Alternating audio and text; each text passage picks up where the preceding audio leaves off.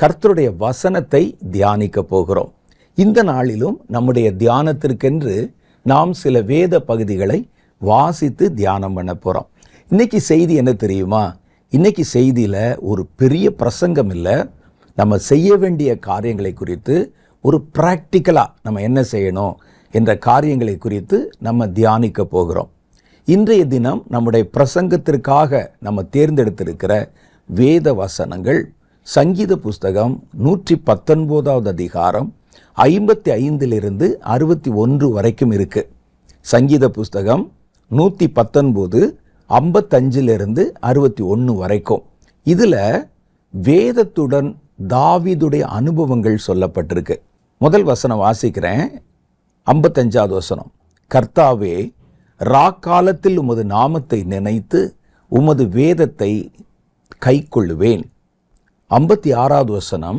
நான் உமது கட்டளைகளை கைக்கொண்டபடியினால் இது எனக்கு கிடைத்தது. 57வது வசனம். கர்த்தாவே, நீரே என் பங்கு, நான் உமது வசனங்களை கைக்கொள்ளுவேன். 58வது வசனம். முழு இருதயத்தோடும் உம்முடைய தயவுக்காக கெஞ்சுகிறேன், உமது வாக்கின்படி எனக்கு இரங்கும்.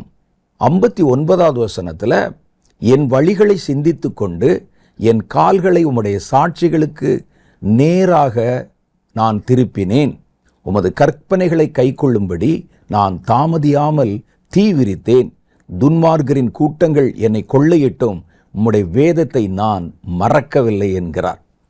இந்த பகுதி முழுசு நீங்கள் வாசி பார்த்தீங்கன்னா வேதத்தை தாவீது தன்னுடைய வாழ்க்கையில் எவ்வளவாக பயன்படுத்தி கொண்டார் என்பதை நம்ம அறிந்து கொள்ள முடியும்.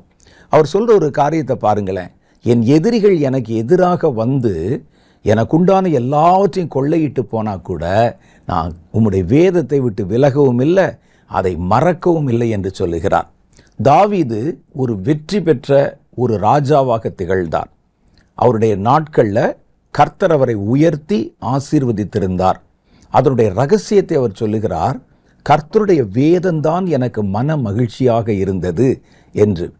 பல பரிசுத்தவான்கள், தாவீது மாத்திரல்ல, பல பரிசுத்தவான்களுடைய வாழ்க்கையை நீங்கள் கவனித்து பார்த்தீங்கன்னா தேவனுக்கென்று பெரிய காரியங்களை செஞ்சவங்க, அல்லது தேவனால் பலமாக ஆசீர்வதிக்கப்பட்டவங்க, தேவனுடைய அந்யோன்யமான பிரசன்னத்தை தங்களோட கூட பக்கத்தில் தக்க வைத்து கொண்ட எல்லாருமே வேதத்தோடு நெருங்கின ஒரு பந்தம் உடையவர்களாக, ஒரு தொடர்பு உள்ளவங்களாக இருந்திருக்கிறாங்க. வேதம் அவர்களை விட்டு விலகாமல் இருந்திருக்கிறது. பாருங்க, தாவீது சொல்றாரு, வேதத்திற்கும் அவருக்கும் இடையில என்ன தொடர்பு இருக்குது அப்படின்னு சொல்லி. நான் பிழைத்திருக்கும்படி உமது இரக்கங்கள் எனக்கு கிடைப்பதாக. சங்கீத புஸ்தகம் 119 அதிகாரம் 7வது வசனத்தில் சொல்றார்.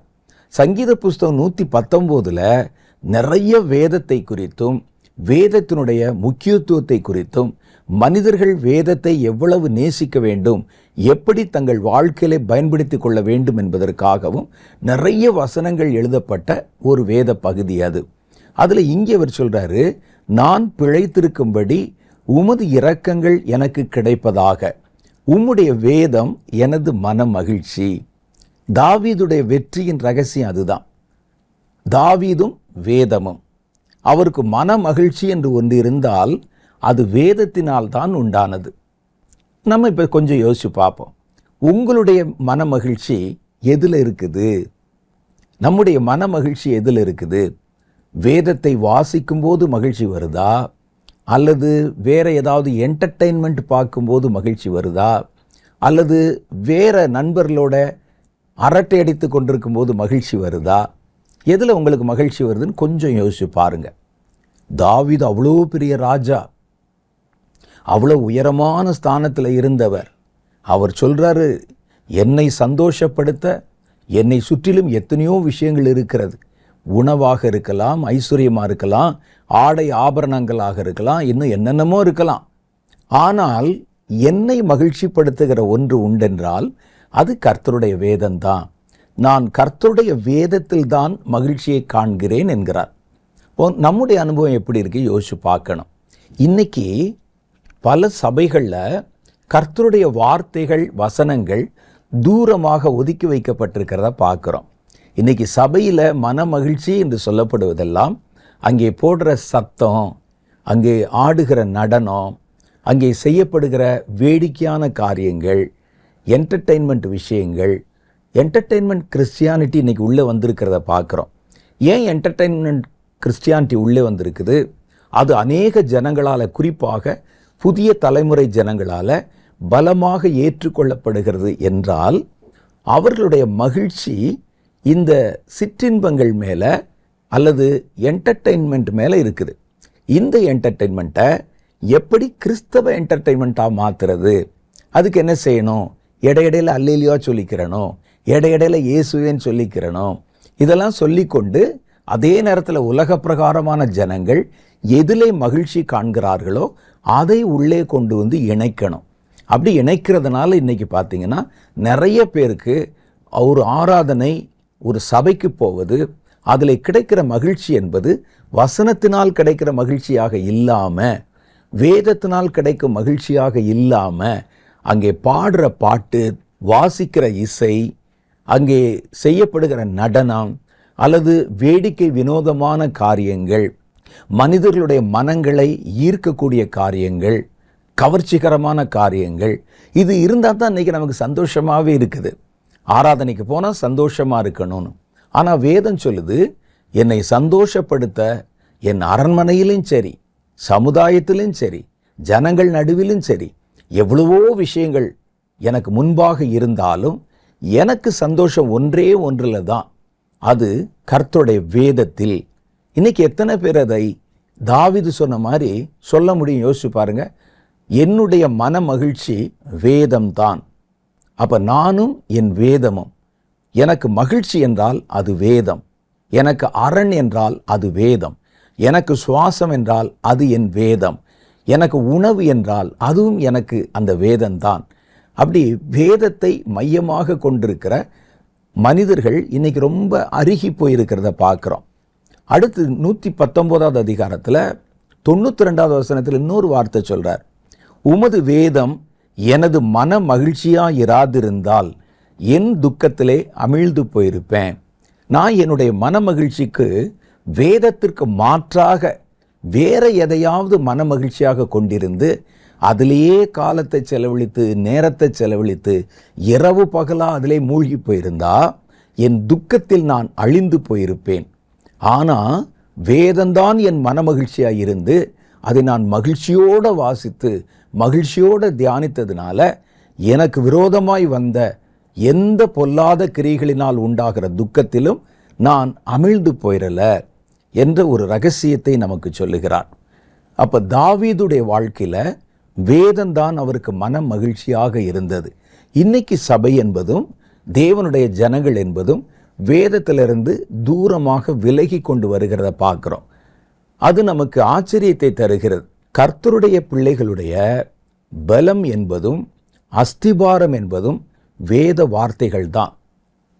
வேதத்தை மறந்தால், ஆண்டவர் சொல்றாரு, நீ என் வேதத்தை மறந்தால் நான் உன்னுடைய பிள்ளைகளை மறந்து விடுவேன். அப்போ கர்த்தருடைய வேதம்தான் நமக்கு ஒரு அஸ்திபாரம் போல கொடுக்கப்பட்டிருக்கிறது. இப்போ கொஞ்சம் கொஞ்சமாக பார்த்தீங்கன்னா அந்த வேதத்தின் மேலுள்ள ஒரு பிரியம், வேதத்தின் மேலுள்ள ஒரு தாகம், அது தேவனுடைய ஜனங்கள் நடுவிலே வெகுவாக குறைந்து வருகிறதை பார்க்குறோம். ஒரு ஆராதனையில் வேதத்திற்கும் வேத வசனங்களுக்கும் கொடுக்கக்கூடிய முக்கியத்துவம் வெகுவாக குறைந்து போயிருக்கிறது. ஆராதிங்க, தப்பு சொல்லலை, ஆனால் வேத வசனம்தான் நமக்கு பிரதானமான ஒன்று என்பதை அறிந்து கொள்ளுங்கள். அப்போ இந்த வேதமும் நாமும், வேதம் நமக்குள்ளே எப்படி இருக்கணும்? இன்னைக்கு சமீபத்தில் பார்த்தீங்கன்னா வேதத்துக்கு எதிராக பேசுகிற நிறைய ஊழியக்காரர்கள் எழும்பி இருக்கிற பார்க்குறோம். ஒரு ஊழியர் சொல்லுகிறார், வேதம் ஒரு ஆபாச புத்தகம், வேதத்தில் நிறைய ரத்தம் சிந்துதல் இருக்குது, வேதத்தில் நிறைய துரோகங்கள் இருக்கிறது, வேதத்தில் நிறைய அசுத்தமான காரியங்கள் இருக்கிறது என்றெல்லாம் சொல்லி ஜனங்களுடைய இருதயத்தில் வேதத்தின் மேல் இருக்கிற மரியாதையை, பக்தியை குறைய பண்ணுகிறதை நானே என் காதால் கேட்டு ஆச்சரியப்பட்டேன். இப்படிலாம் சொல்கிறாங்களா அப்படின்னு சொல்லி.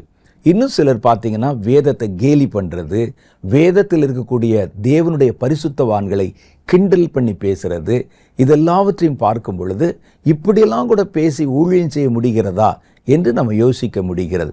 இதில் நீங்கள் நல்லா பார்த்தீங்கன்னா பல இடங்களில் வேதத்தை நன்றாக வாசிக்காம வேத வசனங்களுக்கு வியாக்கியானம் கொடுத்து ஏதாவது ஒன்றை சொல்லி ஜனங்களை நம்ப வைக்கிறதையும் நம்ம பார்க்க முடிகிறது.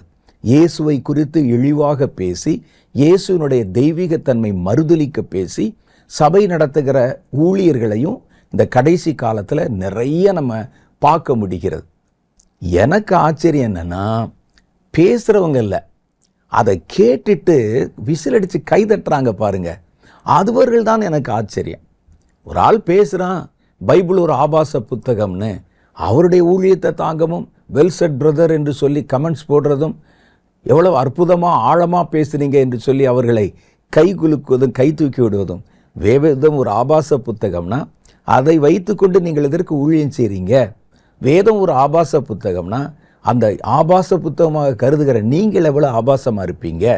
அப்படியானால் இந்த வேதத்தை வைத்துவிட்டு வேற வேலைக்கு போயிட வேண்டியதானே? அவர்கள் அதை சொல்லுவார்களாம், எங்கள் கண்களை திறந்து விட்டீர்கள் என்று சொல்லி ஒரு பெருந்திரள் கூட்டம் உட்கார்ந்து கைதட்டிக்கிட்டு இருக்குது. பரிசுத்தவான்களை கிண்டல் பண்ணுறதும் அவர்களை ஏளனம் பண்ணுவதும் அதை அங்கே இருக்கக்கூடிய சபையார் ரசித்து கேட்டு கொண்டிருக்கிறாங்க. அதுதான் ஆச்சரியம் வருகிறது. அப்போ உலகம் எங்கே போகிறது என்ற ஒரு எண்ணம் நமக்குள்ளே வருகிறது. நமக்கு அடுத்து வருகிற சந்ததியர் தேவனுடைய பிள்ளைகளாக வளர்வதற்கு வாய்ப்பு இருக்கிறதா என்ற ஒரு பயம் வருகிறது நமக்கு. இனி வரக்கூடியவங்க இவங்க சொல்றதெல்லாம் உண்மை சத்தியம் என்று நம்பி அதை அப்படியே ஏற்றுக்கொண்டு போயிடுவாங்களோ என்ற ஒரு பயம் நமக்கு வருகிறது. இதற்கெல்லாம் காரணம் என்ன? ஒருவர் மேடையிலே ஏறி துணிகரமாய் வேதத்துக்கு எதிராகவும் தேவனுக்கு எதிராகவும் இப்படி துணிகரமாக பேச முடியுது? ஜனங்கள் ஏன் அவர்களை ஏற்றுக்கொள்ளுகிறார்கள் அப்படின்னு பார்த்தீங்கன்னா, ஒன்று, அவர்களுக்கு வேதத்தோட ஒரு நெருங்கின பந்தம் இல்லை, ஒரு தொடர்பு இல்லை. இவர்கள் வேதத்தை முழுமையாக வாசிக்கலை. யாரை சொல்கிறேன்? அங்கே இருந்து ஏமாத்துறவனை சொல்லலை, கீழே இருந்து ஏமாறுகிறவர்களை சொல்லுகிறேன். பெரிய கூட்டம் உட்கார்ந்து இருக்கிறாங்க, சபையில் உட்கார்ந்துட்டு கைதட்டுறான், விசிலடிக்கிறான், ஆர்ப்பரிக்கிறான். அவர்கள் தப்பும் தவறுமான உபதேசங்களை பேசுகிறாங்க. ஒரு தடவை நீங்கள் ரட்சிக்கப்பட்டு இயேசுங்கிற பேரை ஏற்றுக்கொண்டு விட்டால் அதற்கு பிறகு நீங்கள் என்ன தவறு செய்தாலும் நீங்கள் கண்டிப்பாக பரலோகத்துக்கு வந்துடுவீங்கிறார் ஒருத்தர். அப்படி இயேசுங்கிற பேரை மாத்திரம் ஏற்றுக்கொண்டு ஒருவர் பரலோகத்துக்கு வந்துவிட முடியுமானால் எதுக்கு இவ்வளவு பிரசங்கங்கள்? எதற்கு இத்தனை நிரூப வாக்கியங்கள்? ஒவ்வொரு வசனத்தையும் வார்த்தைகளையும் கர்த்தர் ஏன் நீங்கள் இப்படி நடங்க, இப்படி பேசுங்க, இப்படி இருங்கன்னு சொல்லி ஏன் நமக்கு புத்திமதி சொல்லணும்? இயேசுங்கிற பேர் மாத்திரம் நீங்கள் உச்சரித்து கொண்டே இருங்கன்னு சொல்லிட்டு போயிடலாமே. அது ஒரு சுலபமான கிறிஸ்தவ வாழ்க்கையாக இருந்து விடுமே. இன்னும் சிலர் சொல்கிறாங்க, நீங்கள் வேதத்தை வாசிக்கிறீங்க, கர்த்தருடைய வார்த்தை இருக்குது, அது போதும், அதையே ஏன் திருப்பி திருப்பி வாசிக்கணும்? ஒரு முறை இதுதான் வேதம் என்று விசுவாசித்து விட்டீர்கள், இவர்தான் கடவுள் என்று விசுவாசித்து விட்டீர்கள், இனி நீங்கள் உங்கள் இஷ்டப்படி இருங்க, எந்த பாவமும் நீங்கள் செய்தாலும் அது உங்களை பாதிக்காது, அதுக்கு நான் எழுதி கொடுக்குறேன் உத்தரவாதம் சொல்கிறார் இவர். அப்போ இதெல்லாம் கேட்டு இதெல்லாம் உண்மை என்று நம்பி அதை ஏற்றுக்கொள்ளுகிற சபையாரை பார்க்கத்தான் பரிதாபமாக இருக்குது.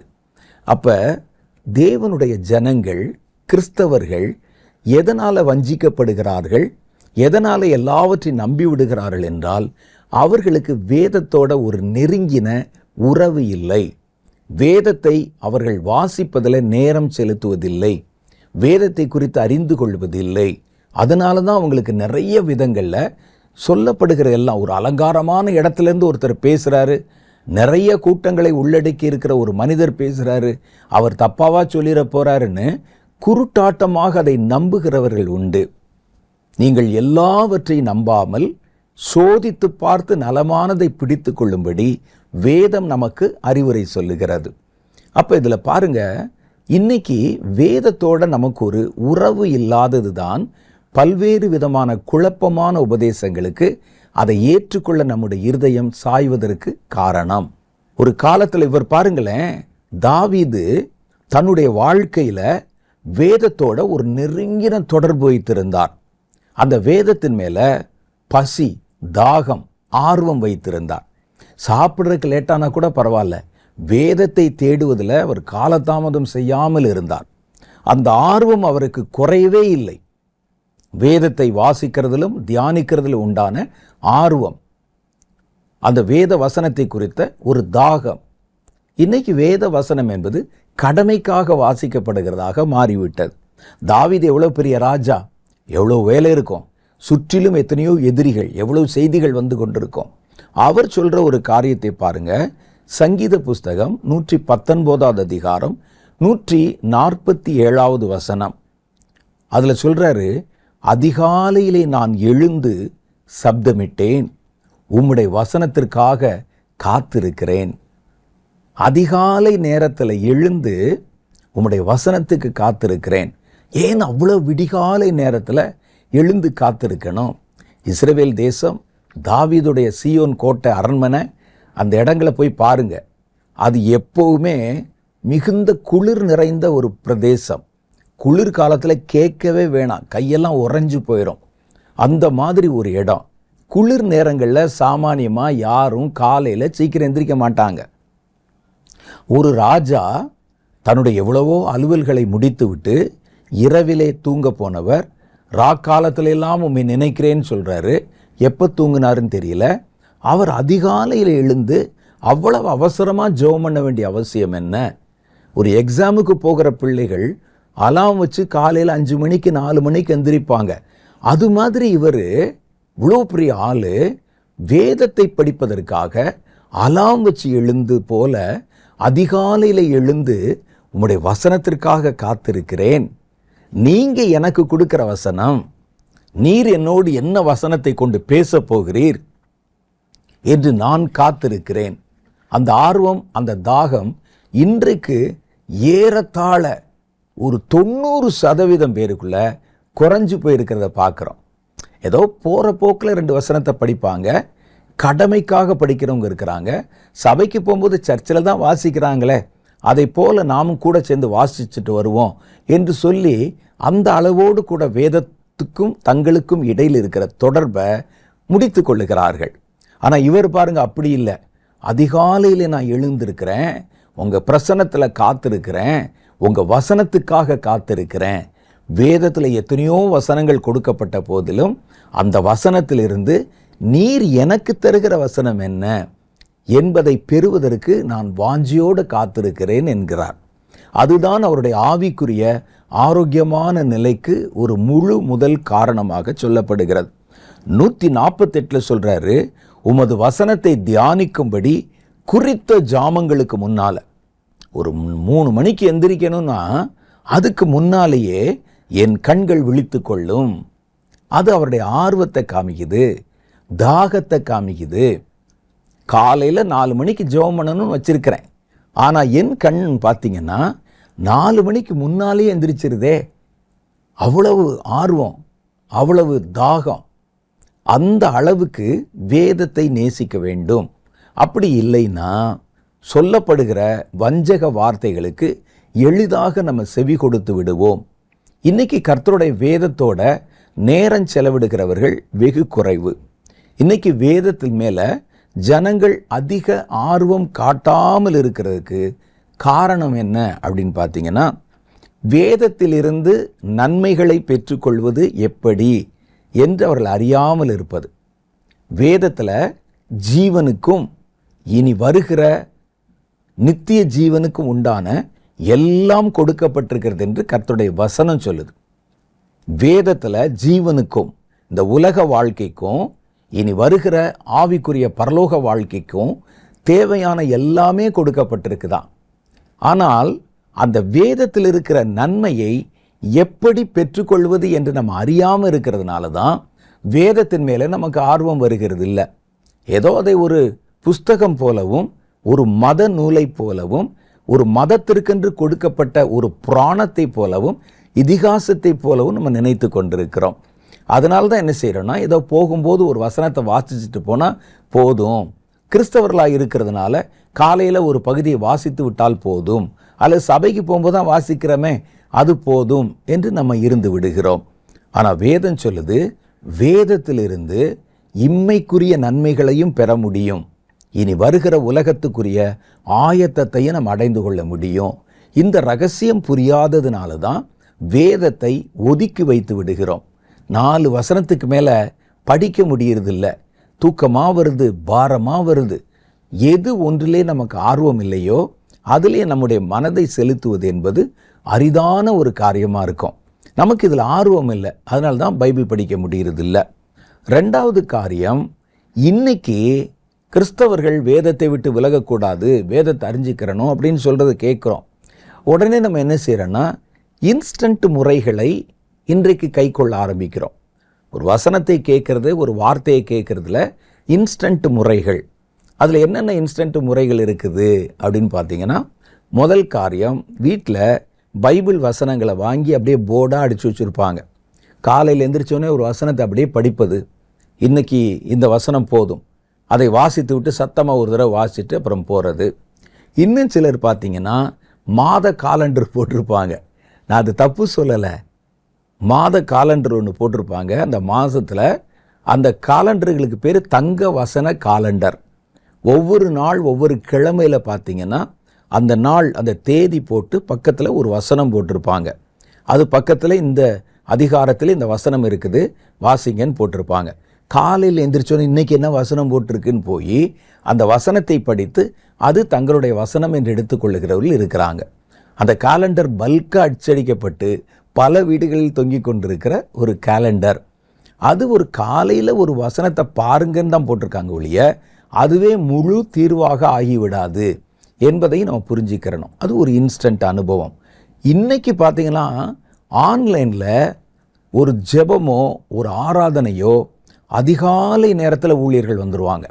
அதிகாலை நேரத்தில் இப்போ நான் என்ன செய்யணும், தியானம் பண்ண வேண்டுமானால் என் செல்ஃபோன் எடுத்து ஆன் பண்ணி கொண்டு இந்த அதிகாலை நேரத்து தியான நேரங்கள் வருதில்ல, நிறைய நூற்றுக்கணக்கான ஊழியர்கள் காலை நேரத்து ஆராதனை பகுதியை நடத்துகிறாங்க, தப்பு இல்லை.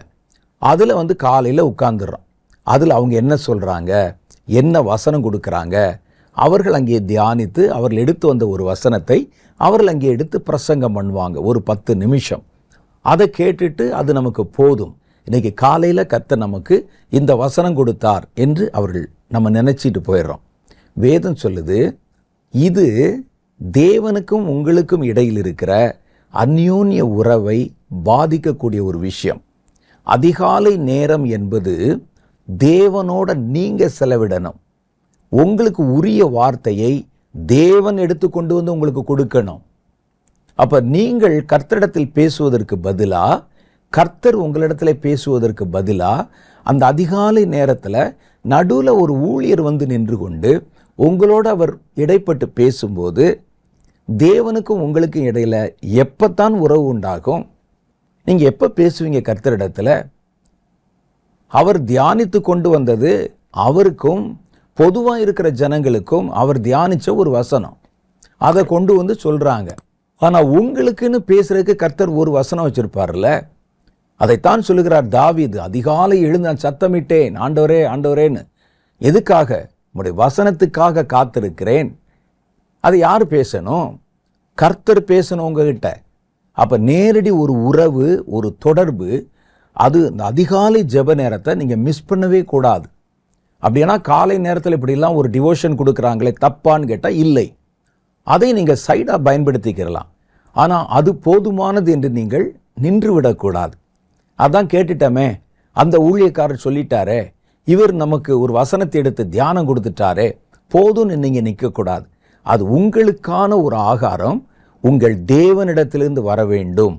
எல்லாவற்றுக்கு மேலே அதிகாலை நேரம் என்பது ஊழியர்களோட உறவாடுவதல்ல, உங்கள் தேவனோட உறவாடுவது.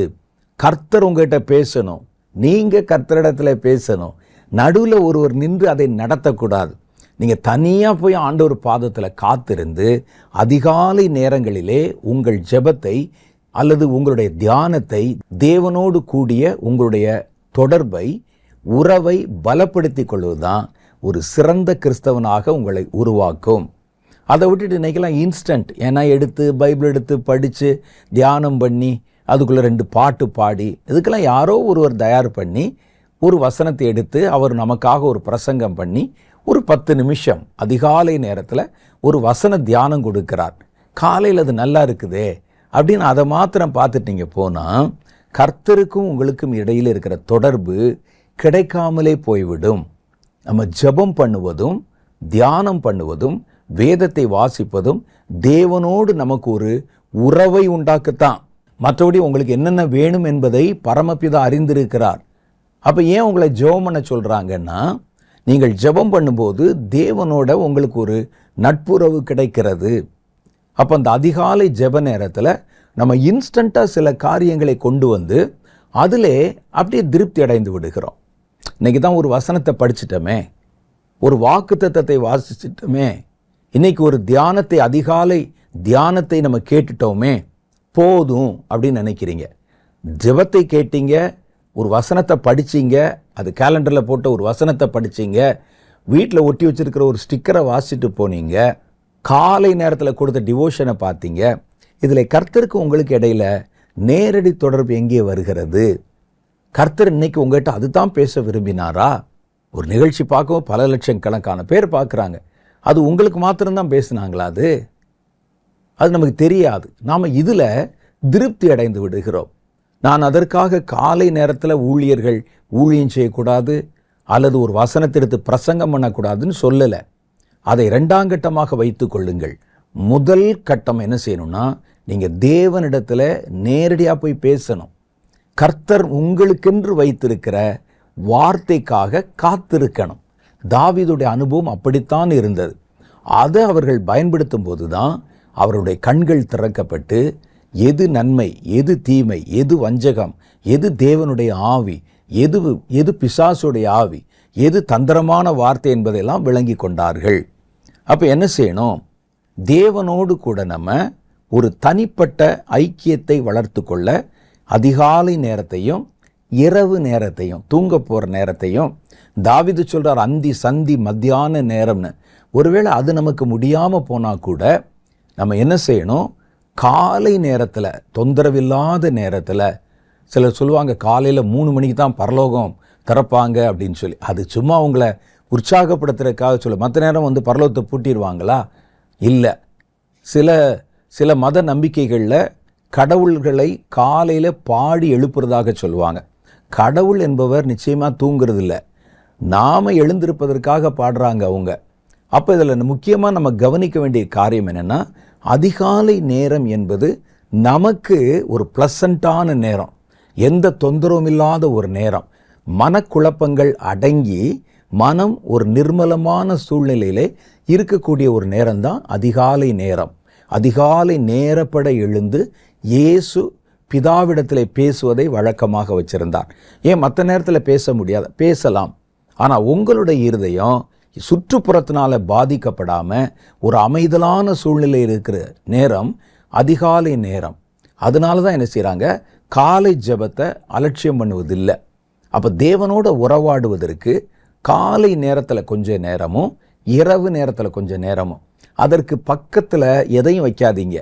ஒரு டிவியை போட்டு ராத்திரி கொஞ்சம் நேரம் பார்த்துருவோம், காலையில் எந்திரிச்ச உடனே யாராவது ஒரு ஊழியக்காரர் இந்த நாள் அதிகாலை நேரத்தை ஆசீர்வதித்து செய்கிற ஜெபத்தை கேட்டுருவோம் என்று உங்களுக்கும் கர்த்தருக்கும் இடையில் எதையும் கொண்டாடாதீங்க.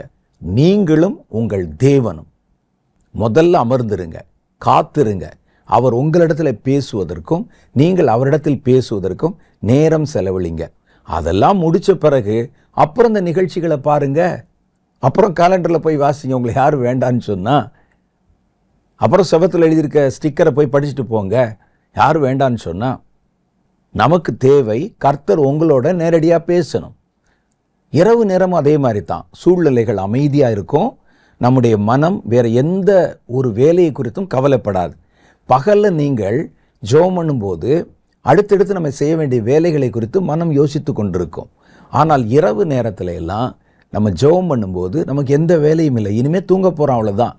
அப்போ நம்முடைய இருதயம் முழுக்க தேவனோடு கூட உறவாடுவதற்கு அது ஒரு நல்ல தருணமாக இருக்கும். தாவீது ராஜா பாருங்களேன், ராஜாமத்திலே கர்த்தரை நோக்கி காத்திருந்தேன் என்றெல்லாம் அவர் சொல்லியிருக்கிறத பார்க்குறோம். அடுத்து வேதத்தை ஒரு மத நூலாக நினைப்பது ஒரு காரணம். அது அதிக ஆர்வம் காட்டாததுக்கு என்ன காரணம்னா, வேதத்தை ஒரு மத நூல், ஒவ்வொரு மதத்திற்கும் மத நூல்கள் இருக்கும், வேதங்கள் இருக்கும். அதை போல கிறிஸ்தவர்களுடைய மத நூல் இது என்று நம்ம நினைக்கிறதுனால தான் நம்ம அதிக ஆர்வம் காட்டுவதில்லை அதில். ஆனால் வேதம் சொல்லுது, இது மத நூல் மாத்திரமல்ல, மத நூல் அல்ல, அது நம்முடைய வாழ்க்கைக்கான எல்லா நன்மைகளும் அடங்கி இருக்கிற ஒரு புத்தகம். நமக்கு வேண்டிய ஆலோசனை, நமக்கு வேண்டிய ஸ்ட்ரென்த்து, பலம், நமக்கு வேண்டிய நன்மை, நமக்கு வேண்டிய ஆசீர்வாதம், நம்முடைய வாழ்க்கையை சீரமைக்கக்கூடிய காரியங்கள் எல்லாம் இந்த வேத புஸ்தகத்தில் இருக்குது. ஏதோ மத புஸ்தகமாக இருந்தால் நீங்கள் மொழி தெரியாமலே கூட அந்த வேதத்தை ஓதிவிட முடியும். சில மதங்களில் பார்த்தீங்கன்னா அவருடைய மத நூல்கள் வேறு மொழியில் இருக்கும். அந்த மொழி தெரியாவிட்டால் கூட அந்த வார்த்தைகளை ஓதிவிட முடியும்.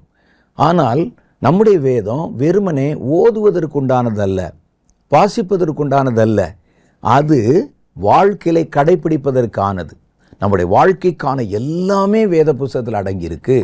இதை ஒரு சாதாரண மத புத்தகம் போல் நீங்கள் நினைத்து விடக்கூடாது என்று நாம் அறிந்து கொள்ள வேண்டும். பல சமயங்களில் வேதம் நமக்கு மறைபொருளை போலவே காணப்படுகிறது. நம்ம படித்தோம்னா சட்டுன்னு அர்த்தம் புரிகிறதில்ல. அது நமக்கு பார்த்தீங்கன்னா கொஞ்சம் அந்நிய காரியமாக தெரியுது. மறைத்து பேசப்பட்ட ஒரு பசில் மாதிரி, ஒரு புதிர் மாதிரி நமக்கு தெரிகிறது.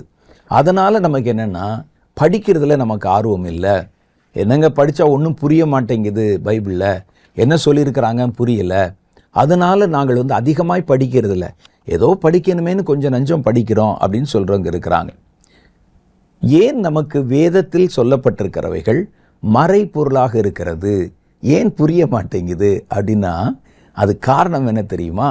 நீங்கள் அதை கவனிக்க வேண்டிய விதத்திலே கவனிக்கவில்லை.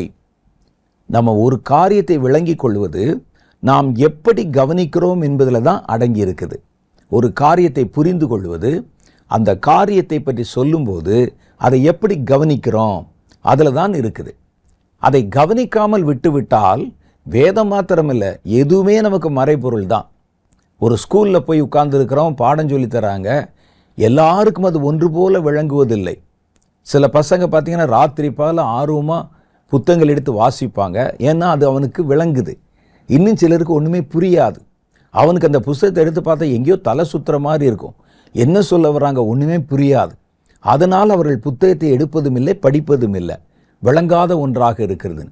இதில் எங்கே வித்தியாசம் வருதுன்னா, ஒரு நல்ல மாணவன் சொல்லப்படுகிற பாடத்தை எப்படி கவனிக்கிறான், ஒரு சாதாரண மாணவன் சொல்லப்படுகிற பாடத்தை எப்படி கவனிக்கிற விதத்தில் தான் இருக்குது. வேதத்தை நம்ம எப்படி கவனிக்கிறோம் என்பது தான் முக்கியம். லூக்கா சுவிசேஷம் 8வது அதிகாரம் 17-18 இயேசு ஒரு காரியத்தை சொல்லுகிறார். வெளியரங்கமாகாத ரகசியம் இல்லை. ஒரு ரகசியம் சொன்னால் அது வெளிப்படுத்தப்படாத, புரிந்து கொள்ள முடியாதது அல்ல. வெளியரங்கமாகாத ரகசியம் இல்லை. அறியப்பட்டு வெளிக்கு வராத மறைபொருளும் இல்லை. எந்த மறைபொருளுமே, எந்த ஒரு ரகசியமுமே வெளிப்படுத்த முடியாததெல்லாம் கிடையாது, அறிந்து கொள்ள முடியாததெல்லாம் கிடையாது. வெளியரங்கமாகாத ரகசியம் இல்லை, அறியப்பட்டு வெளிக்கு வராத மறைபொருளும் இல்லை. ஆகையால் நீங்கள் கேட்கிற விதத்தை குறித்து கவனியுங்கள். நீங்கள் எப்படி கேட்குறீங்கிறதுல தான் பிரச்சனை இருக்குது. நீங்கள் கேட்குறது சரியான முறையில் நீங்கள் கேட்கலைன்னா அது உங்களுக்கு ரகசியமாகவே இருந்துவிடும். நீங்கள் கேட்கிற விதம் தவறாக இருந்ததுன்னா, ஆர்வம் இல்லாமல் இருந்ததுன்னா அது உங்களுக்கு மறைபொருளாகவே இருந்துவிடும். இயேசு சொல்கிறார், உலகத்தில் ரகசியம்லாம் ஒன்றுமே கிடையாதுங்க, மறைபொருள் என்றெல்லாம் ஒன்றுமே கிடையாது. கர்த்தருடைய வேதத்தில் வெளிப்படுத்தின விசேஷத்தில் அந்த சொல்லப்பட்டிருக்கிற எங்களுக்கு விளங்காதுலாம் ஒன்றுமே கிடையாது. நீங்கள் எங்கே உங்களை சரிப்படுத்தணும்னா கேட்கிற விதத்தை கவனியுங்கள், நீங்கள் அதை வாசிக்கிற விதத்தை கவனிங்க, அங்கே தான் தவறு இருக்குது. ஆதலால் நீங்கள் கேட்கிற விதத்தை குறித்து கவனியுங்கள் என்று சொல்லுகிறார். அப்போ அந்த கவனிக்கிற விஷயத்தெல்லாம் இருக்குது. அப்போ வேதத்தை நீங்கள் வெறுமனே வாசிக்கிறதோடு இல்லாமல் அந்த அதிகாலை ஜெப நேரத்தில் அதை கவனித்து பார்த்தீங்கன்னா அதில் இருக்கிற ரகசியம், அதில் இருக்கிற அற்புதம், அதில் இருக்கிற ஆசீர்வாதம், அதில் இருக்கிற நன்மைகள் நமக்கு கண்டிப்பாக வெளிப்பட ஆரம்பிக்கும் என்று கர்த்தருடைய வேதம் சொல்லுது. அப்போ வேதத்தை நாம் சரியாக கவனித்தால் அது நமக்கு மறைபொருளே இல்லை. வேதத்தில் புரிஞ்சிக்கிற முடியாதுன்னு எதுவுமே கிடையாது. நம்ம சிரத்தை எடுத்து அக்கறை எடுத்து படிக்கிறது இல்லை. அதுதான் காரணம். போகிற போக்கில் படிக்கிறோம், யாராவது சொன்னால் கேட்டுக்கிறோன்னு போகிறோம், என்ன சொன்னாலும் கைதட்டிட்டு போயிடுறோம். இதுதான் காரணம். வேதத்தை நாம் சரியாக பயன்படுத்தினால் அதிலிருந்து எல்லா நன்மைகளையும் இகபர நன்மைகளையும் நாம் பெற்றுக்கொள்ள முடியும் என்றுதான் வேதம் நமக்கு வலியுறுத்தி பேசுகிறது.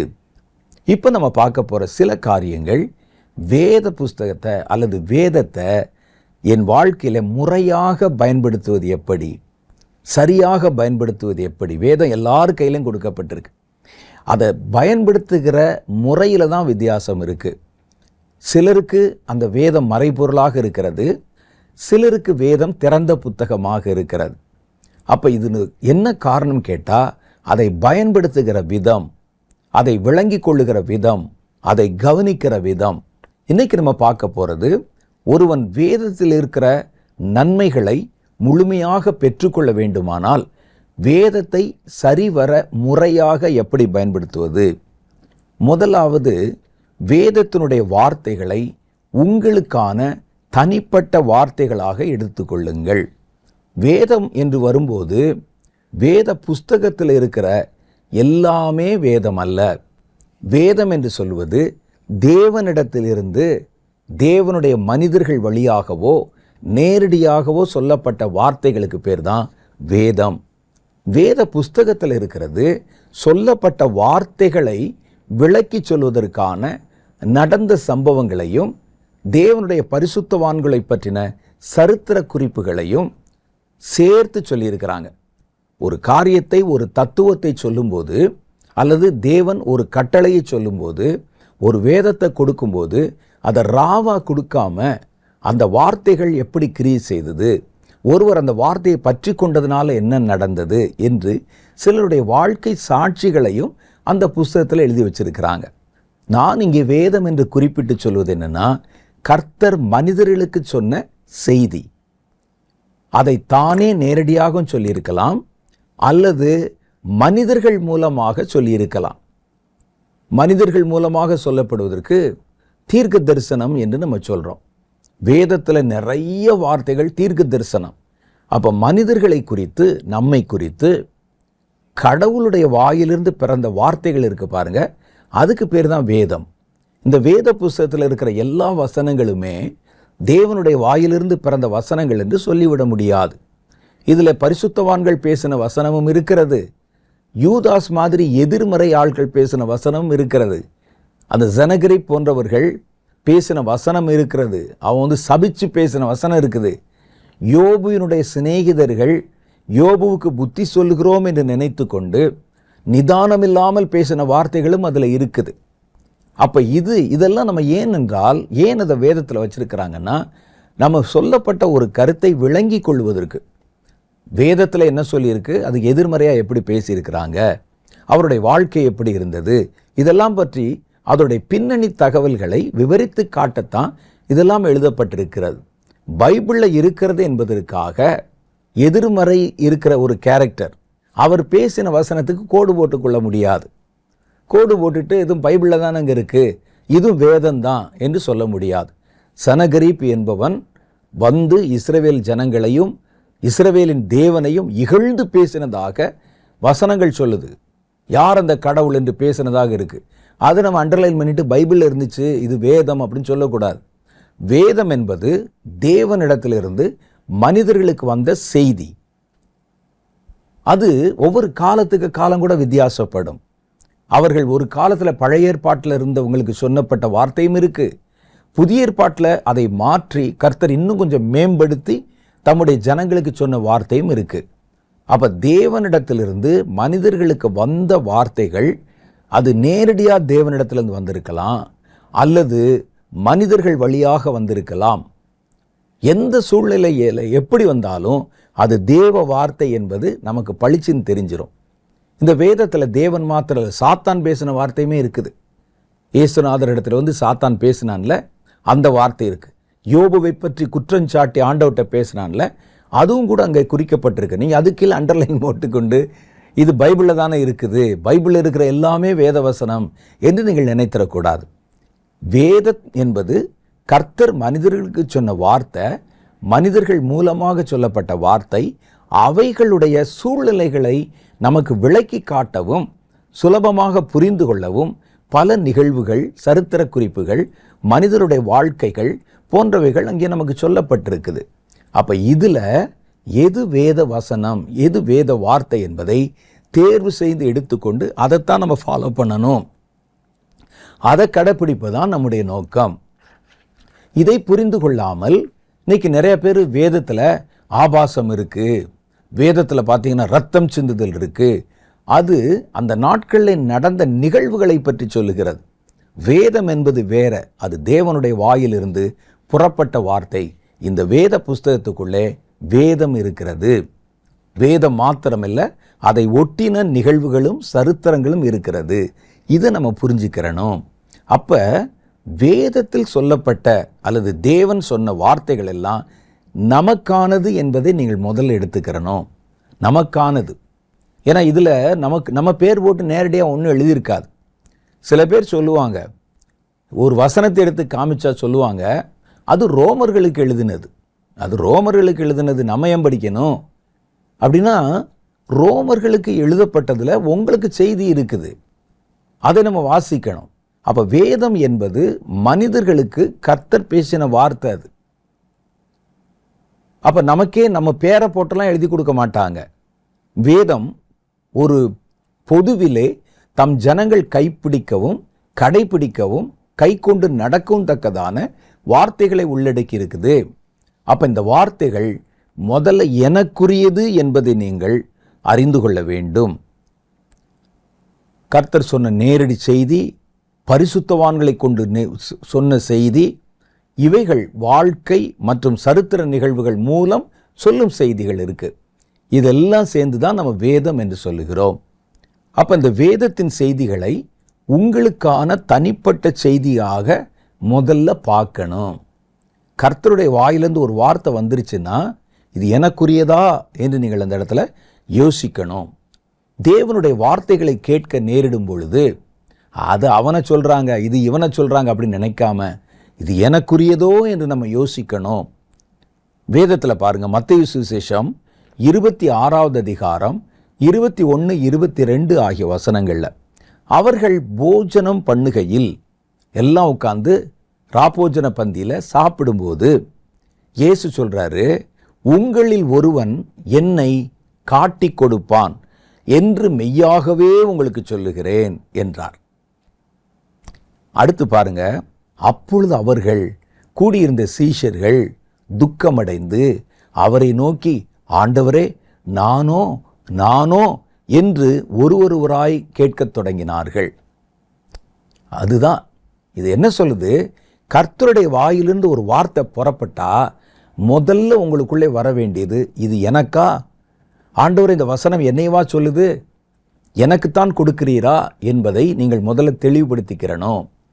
எல்லாரும் கேட்குறாங்க ஆண்டவர்கிட்ட, நானா ஆண்டவரே, நானா ஆண்டவரே. முதல்ல வேதத்தை வாசிக்கிறவனுக்கு அந்த மனநிலை இருக்கணும்.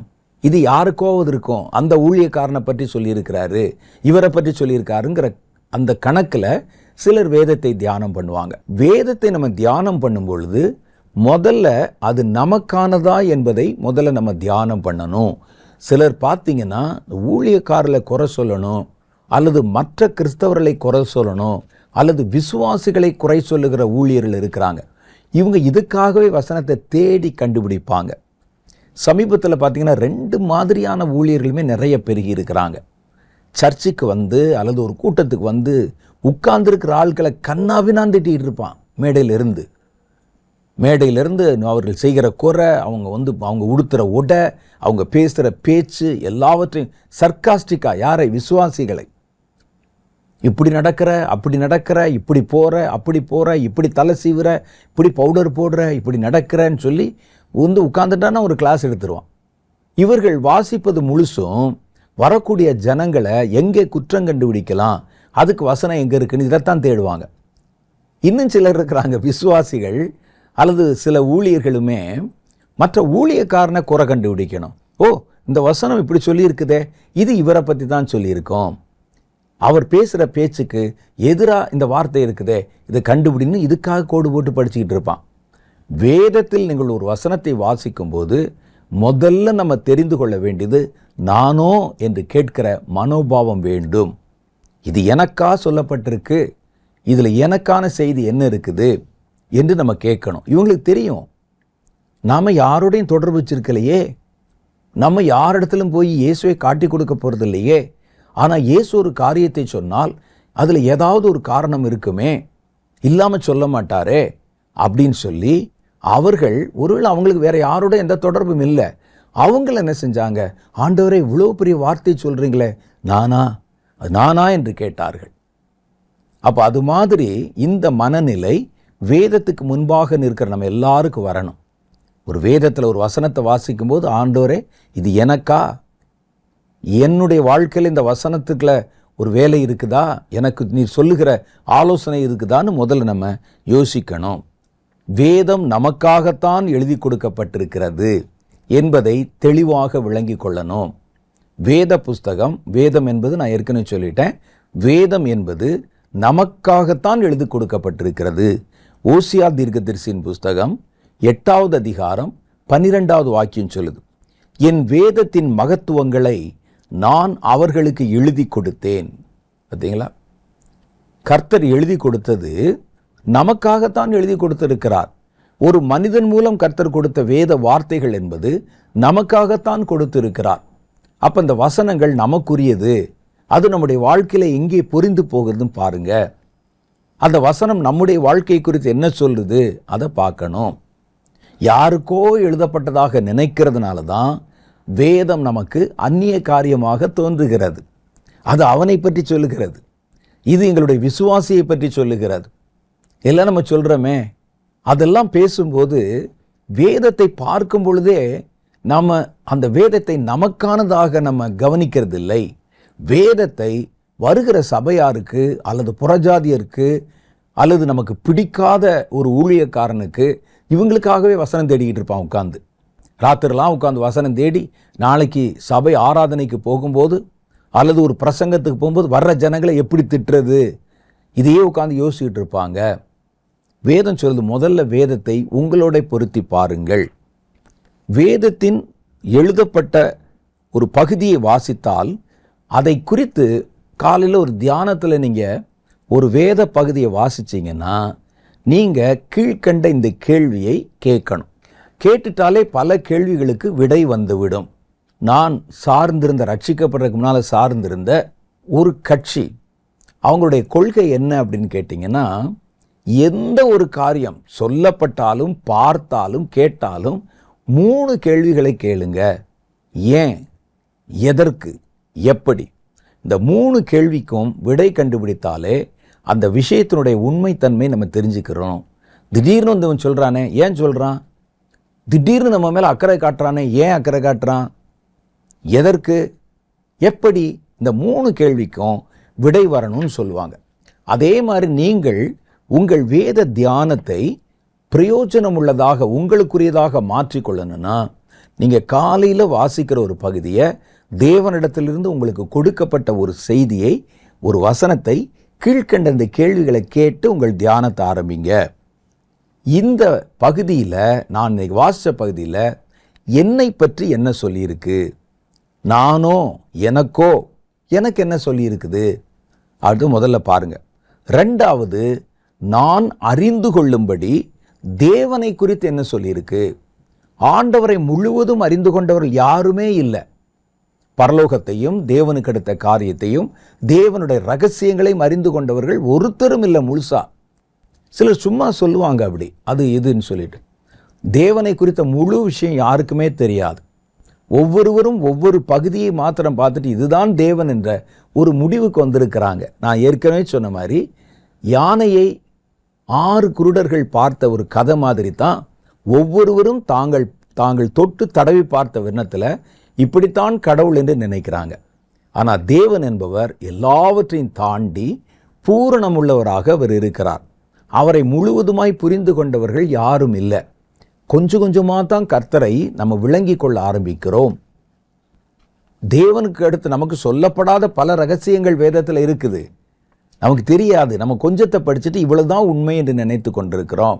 உடனே ஒரு சேரை போட்டு உட்காந்து வியாக்கியானம் பண்ண ஆரம்பிச்சிருவோம், இவ்வளவுதான் என்று. உண்மையில் அது அல்ல. நாம் கொஞ்சம் கொஞ்சமாய் அதை நம்ம தெரிந்து கொள்ள முற்படுகிறோம். நமக்கு தேவையான அளவுக்கு, முடிஞ்ச அளவுக்கு நம்ம தெரிந்து கொள்ளுகிறோம். நீங்கள் ஒரு ஏரியாவில் நீங்கள் ஆராய்ந்தீங்கன்னா நான் வேறொரு பகுதியை குறித்து நான் யோசித்து கொண்டிருந்திருப்பேன். ஆனால் எல்லாமே உண்மைதான், ஆனால் எல்லாமே முழுமையானது அல்ல என்பதை நம்ம புரிஞ்சுக்கிறணும். அப்போ ஒவ்வொரு நாளும் நான் தேவனை பற்றி புதிதாய் ஒரு செய்தியை, தகவலை அறிந்து கொள்ள இந்த பகுதியில் என்ன இருக்கிறது அப்படின்னு பார்க்கணும். தேவனை குறித்து இந்த பகுதி எனக்கு என்ன சொல்ல முற்படுகிறது? அவர் அன்புள்ளவர்னு சொல்லுதா, நியாயமுள்ளவர் என்று சொல்லுதா, பரிசுத்தம் உள்ளவர்னு சொல்லுதா? என்ன சொல்லுது இந்த பகுதி? கேளுங்க. மூணாவது காரியம், இந்த பகுதியில், நான் வாசித்த பகுதியில் நான் செய்வதற்கான காரியங்கள் ஏதாவது இருக்குதா? என்ன சொல்லுது? நீ போ, அல்லது வெளியே புறப்பட்டு போய் கொழுத்த கன்றுகளைப் போல் வளரு. எனக்கு ஏதாவது செய்தி இருக்கா நான் செய்கிறதுக்கு? அல்லது நீங்கள் உலகமெங்கும் போய் சர்வ சிருஷ்டிக்கும் சுவிசேஷத்தை பிரசங்கியுங்கள், ஏதாவது ஒரு செய்தி இருக்கா எனக்கு நான் செய்கிறதுக்கு? அல்லது தீமையாய் தோன்றுகிற எல்லாவற்றையும் விட்டு இருக்கா? எனக்கு பெர்சனலாக அவர் சொல்கிற ஒரு செய்தி இருக்கா? நான் செய்ய வேண்டிய காரியம் இருக்குதா என்ற கேள்வியை கேளுங்க. நாலாவது, என்னுடைய தவறுகள் இதில் சுட்டி காட்டப்பட்டிருக்கா? பைபிள் முன்னால் நிற்கும்போது கண்டிப்பாக வேதம் உங்கள் தவறுகளை சுட்டி காண்பிக்கும். வேதம் என்பது ஒரு கண்ணாடி மாதிரி, முகம் பார்க்குற கண்ணாடி மாதிரி. கண்ணாடியில் கூட வலது இடது வித்தியாசம் இருக்கும். வலது பக்கத்து கண்ணு இடது பக்கத்தில் தெரியும், இடது பக்கத்து கண்ணு வலது பக்கத்தில் தெரியும். வல இடது அந்த தோற்ற பிழை. ஆனால் வேதத்தில் அது கூட இருக்காது. வேதம் உங்களை தெளிவாய் காட்டிவிடும். அதுக்கு முன்னால் நீங்கள் ஒவ்வொரு முறை வேதத்தின் முன்பாக நீங்கள் அமர்ந்து தியானிக்கும் போது நீங்கள் ஏதாவது ஒரு காரியத்தை சரிபடுத்தி கொண்டுதான் எழுந்திருக்க வேண்டும். அதில் என்னை பற்றி என்ன சொல்லி இருக்குது, என்னுடைய லட்சணத்தை எப்படி காட்டுகிறது அப்படின்னு நீங்கள் பார்க்கணும். கண்ணாடிக்கு முன்னால் நின்றுட்டு ஒரு சின்ன கரெக்ஷனாவது பண்ணாமல் வர்ற யாரையாவது பார்த்துருக்கீங்களா? நீங்கள் ஒரு இடத்துக்கு நீங்கள் போகிறீங்க, ஒரு ஹோட்டலுக்கு போகிறீங்க, சாப்பிட்டுட்டு கை கழுவ போகிறீங்க. கை கழுவ போகிற இடத்துல ஒரு கண்ணாடி வச்சுருக்குது, மிரர். பார்த்தோன்னே என்ன செய்வாங்க? அப்படி பார்ப்பாங்க, அப்படியே தலையை மெல்ல அப்படி இழுத்து விட்டுட்டு அப்படியே பண்ணிட்டு வருவாங்க. கரெக்ஷன் போடாமல் கண்ணாடி விட்டு எவனுமே வர மாட்டான். எப்போ பார்த்தாலும், எந்த இடத்துல பார்த்தாலும். நான் பார்த்ததில்லை அப்படி. சும்மா பார்த்துட்டு யாராவது வருவாங்களா? ஒரு புகைப்படத்தை பார்த்துட்டு வர்ற மாதிரி யாராவது வந்திருக்காங்களா? கண்ணாடியை பார்த்தா ஒரு சின்ன கரெக்ஷன் போட்டு தான் வருவான். வேதத்துக்கு முன்பாக நீங்கள் நிற்கும் போதும் வேதம் உங்களை எப்படி சுட்டி காட்டுதுன்னு நீங்கள் பாருங்கள். கண்ணாடியில் பார்க்கும்போது கண்ணாடியில் இருக்க ஃப்ரேமை பார்க்குறவங்க இருக்கலாம், கண்ணாடி பக்கத்தில் இருக்கக்கூடிய இடத்த பார்க்குறவங்க இருக்கலாம். நீங்கள் கண்ணாடியவே நேராக பார்த்தீங்கன்னா அது கண்டிப்பாக உங்களுடைய காரியங்களை அது காட்டும். காட்டின உடனே நீங்கள் அதை சரிப்படுத்தி கொள்ளணும். அப்போ வேதத்துக்கு முன்னால் நிற்கும் பொழுது நீங்கள் கேட்க வேண்டிய நாலாவது கேள்வி, இதில் என்னுடைய தவறுகள் ஏதாவது சுட்டி காட்டப்பட்டிருக்கா, நான் சரி செய்ய வேண்டிய விஷயம் இருக்குதா அப்படிங்கிறத பார்த்து உங்களை சீர்படுத்தி கொள்ளுங்கள். உலக பிரசித்தி பெற்ற தேவனுடைய மனிதன், ஊழியக்காரர் டாக்டர் பில்லி கிரஹாம், நான் ஒவ்வொரு முறை தியானத்தில் முழங்கால் படியிட்டு முடித்து எழும்பும்போது என்னுடைய வாழ்க்கையிலிருந்து ஒரு புதிய மாற்றத்தோடு எழும்புகிறேன். நேற்று நீங்கள் பார்த்த பில்லி கிரஹாம் இன்னைக்கு இருக்க மாட்டான். நேற்றிருந்த சில குறைகளை நான் இன்றைக்கு சரி பண்ணி கொண்டிருக்கிறேன் அப்படின்னு அவர் சொல்கிறார். வேதத்து முன்னால் நீங்கள் உட்கார்ந்துட்டு எழுந்திருக்கும் போது ஒரு சீர்திருத்தம், ஒரு சின்ன திருத்தமாவது உங்கள் வாழ்க்கையில் நடந்திருக்கணும். இல்லாட்டா நீங்கள் வேதத்தை சரியாய் பார்க்கவில்லை என்பது பொருள். நீங்கள் கண்ணாடியை கண்டிப்பாக பார்த்தீங்கன்னா அது கண்டிப்பாக உங்களை காட்டும். அது நீங்கள் எப்படி இருக்கிறீர்கள் என்பதை தெளிவுபடுத்தும். அப்போ உடனே என்ன செய்யணும்? நம்ம சரிப்படுத்த வேண்டிய காரியத்தை சரிப்படுத்தணும். ஒருவேளை உங்கள் தவறுகளை வேதம் ஆணித்தரமாய் முகத்தாட்சியம் இல்லாமல் சுட்டி காண்பித்தால் மழுப்பிட்டு போயிடாதீங்க. அதெல்லாம் பலவீனம், அதெல்லாம் மனுஷனுடைய பலவீனம் தானே, யார் தான் இந்த தவறு செய்யலை அப்படின்னு மழுப்பிட்டு போயிடாதீங்க. அதை சாந்தமுள்ள இருதயத்தோடு ஏற்றுக்கொள்ளுங்கள் என்று வேதம் நமக்கு கற்பிக்குது. யாக்கோபுடைய புஸ்தகம் 1வது அதிகாரம் 21வது வசனத்தில், ஆகையால் நீங்கள் எல்லாவிதமான அழுக்கையும் கொடிய துர்க்குணத்தையும் ஒழித்துவிட்டு உங்கள் உள்ளத்தில் நாட்டப்பட்டதாயும் உங்கள் ஆத்துமாக்களை ரட்சிக்கும் வல்லமையுள்ளதுமாயிருக்கிற வசனத்தை சாந்தமாய் ஏற்றுக்கொள்ளுங்கள். அதோடு கூட தர்க்கம் பண்ணாதீங்க, சப்பக்கட்டு கட்டாதீங்க.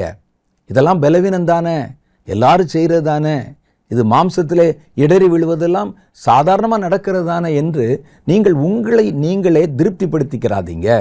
அந்த வசனத்தை சாந்தமாக ஏற்றுக்கொள்ளுங்கள். ஏன்னா அது கர்த்தருடைய வார்த்தை இல்லையா? கர்த்தருடைய வசனத்துக்கு முன்னாலே நின்று அந்த வசனம் நம்மை குறித்த காரியங்களை சொல்லும்போது அந்த வசனத்துக்கு நடுங்கணும். வசனத்துக்கு வாசிக்கிறவனை அல்ல, வசனத்தை தியானிக்கிறவனை கூட அல்ல. வேதம் சொல்லுது, என் வசனத்துக்கு நடுங்குகிறவனையே நான் உற்று பார்ப்பேன். ஐயோ, வேதம் இப்படி சொல்லி இருக்குதே, நான் இப்படி இருக்கிறேனேன்னு அந்த வேதத்தை பார்த்து நடுங்கிறான் பாருங்க, அவனைத்தான், என் வார்த்தைக்கு அவ்வளோ கனம் மரியாதை கொடுக்கிறானே, அவனைத்தான் நான் நோக்கி பார்ப்பேன் என்று கர்த்தர் சொல்லுகிறார். ஏசாயா தீர்க்கதரிசியின் புஸ்தகம் 66வது அதிகாரம் 2வது வசனம், என்னுடைய கரம் இவைகளெல்லாம் சிருஷ்டித்ததினால் இவைகளெல்லாம் உண்டாயின என்று கர்த்தர் சொல்லுகிறார். ஆனாலும் சிறுமைப்பட்டு தன்னை தாழ்த்தி கொண்டு ஆவியிலே நொறுங்குண்டு, ஒரு வசனத்தை பார்க்கும்போது அந்த வசனம் உங்கள் இருதயத்தை மெல்ட் ஆக்கணும், அப்படி உருக வைக்கணும். நான் ஆவியிலே நொறுங்குண்டு என் வசனத்துக்கு நடுங்குகிறவனையே நோக்கி பார்ப்பேன். அப்போ அந்த வசனம் உங்களோட பேசும்போது, சுட்டி காட்டும்போது எதிர்வாதம் பண்ணாதீங்க, தர்க்கம் பண்ணாதீங்க, காரண காரியங்களை கற்பிக்காதீங்க, அதை சாந்தத்தோடு ஏற்றுக்கொள்ளுங்கள் என்று கர்த்தருடைய வேதம் சொல்லுது.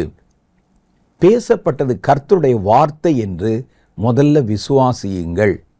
ஏனென்றால் விசுவாசம் இல்லாமல் ஒரு வசனத்தை கேட்டீங்கன்னா அந்த வசனம் உங்கள் வாழ்க்கையிலே பயன்படாது. ஒரு வசனத்தை சொல்லும்போது, இது யாருக்கோ சொன்னது, இது எங்கேயோ கேட்டது, அது அவர்களுக்கு அப்படின்னு நினச்சி அந்த வசனத்தை குறித்து விசுவாசம் இல்லாமல் கேட்டா, இது பவுல் அப்போஸ்தலன் எழுதினது, அவர் என்ன இப்படி சொல்கிறது, அவர் அன்னைக்கு அப்படி செய்யலையா, இங்கே ஜனங்களெல்லாம் கொன்று ஒழிக்கலையா, இப்படின்னு எதையா பேசிகிட்டு இருந்தா, வசனம் தேவனுடைய வார்த்தை என்று விசுவாசியாமல் இருந்தால் அந்த வசனம் உங்களுக்கு பிரயோஜனப்படாது. எபிரேயர்களின் நிருபம் 4வது அதிகாரம் 2வது வசனம் அதை சொல்லுகிறது. ஏனெனில் சுவிசேஷம் அவர்களுக்கு அறிவிக்கப்பட்டது போல நமக்கும் அறிவிக்கப்பட்டது. கேட்டவர்கள் விசுவாசம் இல்லாமல் கேட்டபடியினால் அவர்கள் கேட்ட வசனம் அவர்களுக்கு பிரயோஜனப்படவில்லை. ஒரு வசனத்தை கேட்கும்போது விசுவாசம் இல்லாமல் கேட்டா, இது கடவுளுடைய வசனம், இது எனக்கு சொல்லப்பட்ட வசனம், கடவுள் தம்முடைய வார்த்தை இந்த உலகத்துக்கு அனுப்பினார், அதை இயேசு என்ற மாம்சத்தின் வழியாக அனுப்பினார், ஆவியின் வழியாகவும் அனுப்புகிறார். அப்போ வசனத்தை கர்த்தர் அனுப்பியிருக்கிறார், இந்த வசனம் கர்த்தருடைய வசனம் என்று நீங்கள் விசுவாசிக்காமல் ஒரு வசனத்தை படிச்சிங்கன்னா, உங்களுடைய உலக ஞானத்தை பயன்படுத்தினீங்கன்னா அந்த வசனம் உங்களுக்கு பயன்படாது என்று வேதம் அறுதியிட்டு சொல்லுகிறது. வசனத்தை வாசிக்கிற வசனத்தை முழுவதும் விளங்கி கொள்ள அதை தியானம் செய்வதை வழக்கமாக வைத்திருங்கள். தியானம் என்றால் என்னன்னு கேட்டிங்கன்னா, மேலோட்டமாக படித்த ஒரு வசனத்தை பிரித்து பிரித்து பிரித்து பிரித்து அர்த்தம் கண்டுபிடிப்பது. அப்போ அந்த தியானத்தை எப்படி செய்யலாம் அப்படின்னு நீங்கள் கேட்டால், ஒரு மாடு, உங்களை சொல்லலை, ஒரு ஆடு அல்லது மாடு என்ன செய்யும்னு பார்த்தீங்கன்னா, அவசரமாக புல் மேயும். புல் மேயும் போது பக்கத்தில் யாரும் பார்த்துருவாங்களோ, ஒருவேளை மனிதர்கள் அடிச்சிருவாங்களோ அப்படின்னு பயத்தோட வேக வேகமாக சாப்பிடும். சாப்பிட்டுட்டு அது அப்படியே மறுபடியும் ஓய்வாக இருக்கிற இடத்துல உட்கார்ந்து தான் உண்ட உணவை மறுபடியும் வாய்க்கு கொண்டு அசை போடும், அதை மென்று சாப்பிடும். அதற்கு பேர் தமிழில் அசை போடுவது. பார்த்திங்கன்னா மறுபடியும் கொண்டு அதை அப்படியே ஒன்றா பார்ட்டாக ஜீரணமாவதற்காக செய்யும். ஏன்னா அவசரமாக உள்ளே முழுங்கிட்டோம், அதை கொண்டு அந்த வசதி மனிதர்களுக்கு நமக்கு கிடையாது. ஆடு மாடுகளுக்கு இருக்குது அசை போடும் வசதி. அதே போல் என்ன செய்யணும்னா, ஒரு வசனத்தை நீங்கள் வாசிக்கிறீங்க, ஒரு வசனத்தை நீங்கள் விளங்கி கொள்ள முயற்சிக்கிறீர்கள், அதை என்ன செய்யணும், திரும்ப திரும்ப திரும்ப உங்கள் மனதில் கொண்டு வந்து அசை போட்டுக்கொண்டே இருக்க வேண்டும். அப்படியே யோசிக்கிட்டே இருக்கணும். அதுக்கு ஒரு இடத்துல தான் உட்காந்து யோசிக்கணும்னு இல்லை. நீங்கள் உங்களுடைய ஜெப நேரத்தை முடித்து விட்டு, தியான நேரத்தை முடித்து விட்டு, அந்த வசனத்தை அடிக்கடி அந்த நாள் முழுவதும் மனசில் கொண்டு வந்து கொண்டு வந்து கொண்டு வந்து தியானிக்க முடியும். ஆகவே தான் வசனம் வாசிப்பது குறித்த நேரமாக இருக்கலாம், அரை மணி நேரமாக இருக்கலாம், ஆனால் தியானிப்பது 24 மணி நேரம் இருக்கணும். வேதம் அதைத்தான் சொல்லுகிறது. நமக்கு பாருங்களேன், சங்கீத புஸ்தகம் 1:2 என்ன சொல்றாரு, கர்த்தருடைய வேதத்தில் பிரியமாயிருந்து இரவும் பகலும் அவருடைய வேதத்தில் தியானமாயிருக்கிற மனுஷன் பாக்கியவான். அது எப்படி இரவும் பகல்னா இப்போ காலையிலேருந்து இப்படியே உட்கார்ந்து இருக்கிறதா? நம்ம மனசில் தியானம் என்று வைத்திருப்பதற்கு வேற அர்த்தம் வச்சிருக்கிறோம். அப்படியே உட்கார்ந்து முழங்கால் போட்டு கண்களை எல்லாம் அப்படியே ஒருநிலைப்படுத்தி அப்படியே காத்திருந்து, அப்படின்னா நீங்கள் இரவு பகலெல்லாம் உட்கார முடியாது. அந்த இமயமலையிலெல்லாம் சடாமுடியை கட்டி தொங்கிட்டு இருப்பாங்களாம் சில சாமியார்கள். அது மாதிரி நீங்கள் உலகத்தை விட்டு நீங்கி போக வேண்டியதாக இருக்கும். அப்போ இரவும் பகலும் தியானம் செய்கிற மனுஷன் போன்று எப்படி? நீங்கள் காலையில் உட்காந்துட்டீங்க, வாசிச்சிட்டீங்க ஒரு வசனம், அது தேவன் உங்களுக்கு பிரத்யேகமாய் பேசுவதை போல தோன்றுகிறது. ஒரு அதிகாரம் படிச்சிருக்கீங்க, ஆனால் அதில் ஒரு வசனம் தேவன் உங்களிடத்தில் பிரத்யேகமாய் பேசினது போல, உங்களுக்கு அதில் ஏதோ ஒரு செய்தி இருக்கிறது போல தெரிந்து விட்டது. முடிச்சிருங்க, அந்த நேரத்தை முடிச்சிருங்க.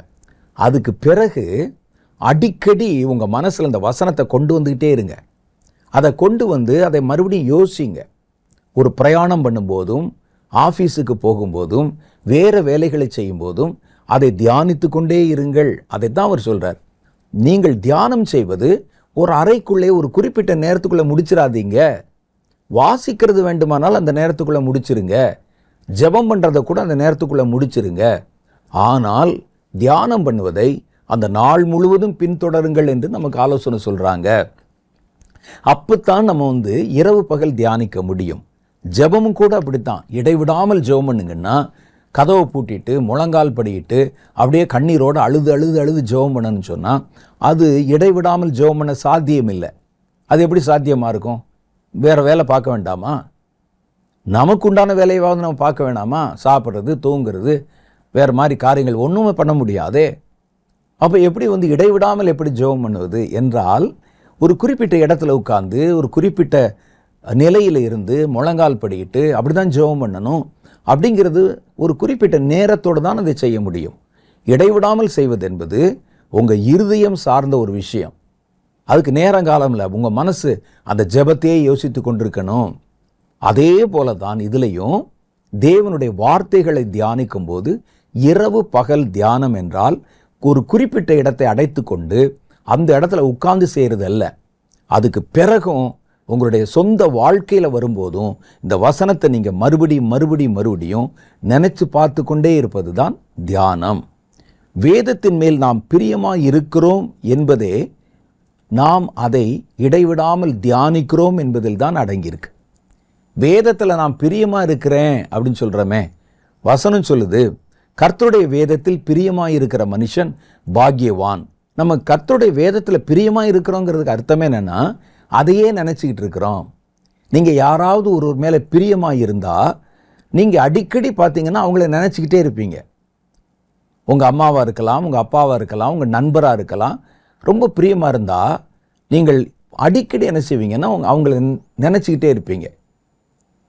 அதே போல தான் வேதத்தில் நீங்கள் பிரியமாக இருந்தால் நீங்கள் அடிக்கடி அதை இரவும் பகலும் தியானித்து கொண்டே இருப்பீர்கள். வேலை பார்க்க ஒரு பக்கம் நடக்கும், ஆனால் தியானம் ஒரு பக்கம் போய்கொண்டே இருக்கும். அந்த வசனத்தை யோசிக்கிட்டே இருப்பீங்க. நீங்கள் வாசிக்கிற வசனத்தை, இதை நீங்கள் நல்லா கவனிச்சிங்க, வாசிக்கிற வசனத்தை தியானிக்காவிட்டால் அந்த வசனம் உங்கள் மனதை விட்டு போயிடும். படித்த வசனம் ஞாபகமே இருக்காது.